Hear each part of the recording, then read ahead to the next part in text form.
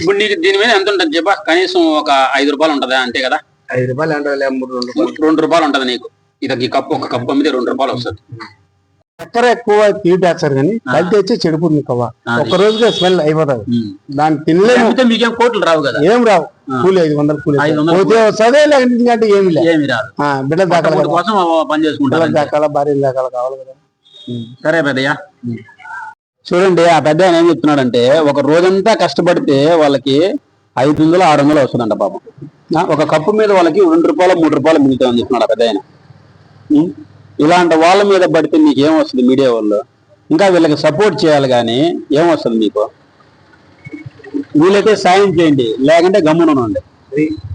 ఒక్క పూట అన్నం కోసం ఎదురు చూడడం, జానడంత ఊపిరి కోసం చేయి చాచడం, కడుపు కాలి కాలి ఇక్కడ బూడి తాగుతున్నా, మనిషి అన్నవాడికి మనసే లేకపోయేనన్నా.